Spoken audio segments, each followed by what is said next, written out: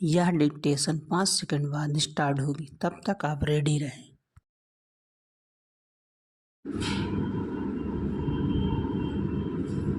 Ready start. महोदय, जब तक अहिंदी भाषी हिंदी को हृदय से स्वीकार नहीं करते, तब तक वह राष्ट्रभाषा का स्थान नहीं पा सकती, और यह तभी हो सकता है जब वे यह समझें कि इसमें उनका भी योगदान है और उन्होंने इससे केवल लिया ही नहीं बल्कि इसे कुछ दिया भी है और उन पर कोई दूसरी भाषा लादी नहीं गई है, बल्कि यह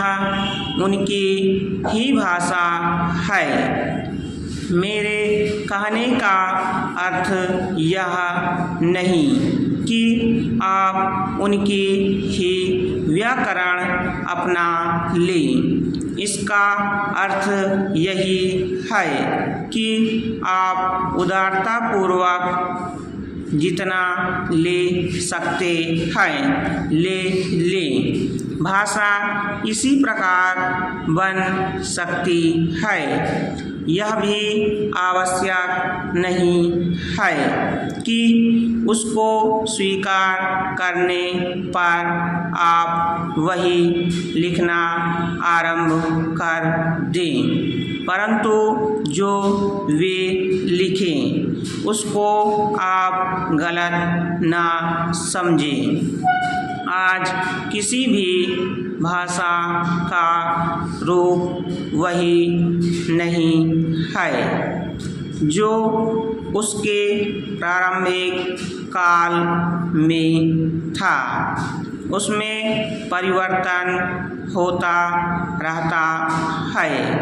हिंदी के इतिहास में भी आपको यही बात मिलेगी।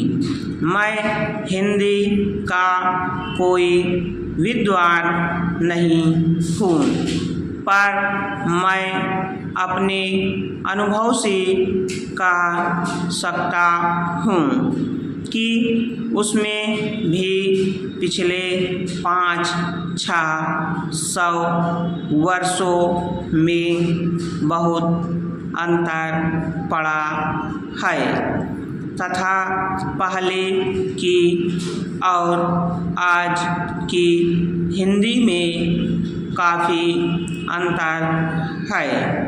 इसलिए नवयुग में जब वह देश की भाषा बनने जा रही है तो उसमें थोड़ा अंतर करना भी पड़े तो वह स्वीकार कर लेना चाहिए, जिससे उसका अन्य प्रदेशों के लोगों के साथ मेल बैठ जाए। कई अहिंदी भाषी लोगों ने भी हिंदी की काफ़ी सेवा की है। आपके राज्यपाल महोदय अहिंदी भाषी हैं और इन्होंने अपनी भाषा की बड़ी सेवा की है। यह भी हिंदी के पक्ष में थे और इन्होंने बड़ा योग दिया, जिसके कारण हम संविधान सभा में सफल हो सके। इनका भी यही विचार है जो मेरा है।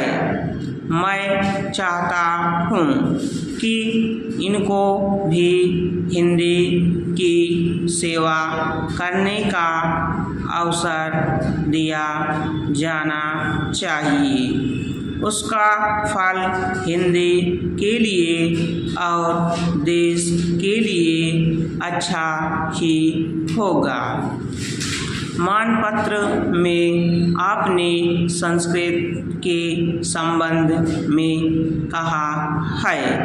मैं मानता हूँ कि हमारे देश में संस्कृत का अध्ययन आवश्यक है, क्योंकि देश की सभी भाषाओं का स्रोत वही भाषा है।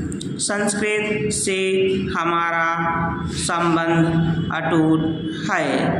इसकी पढ़ाई लिखाई कम हो गई है। यह हमारे लिए दुख की बात है। मैं आशा करता हूँ कि इसकी उन्नति होगी। स्टॉप।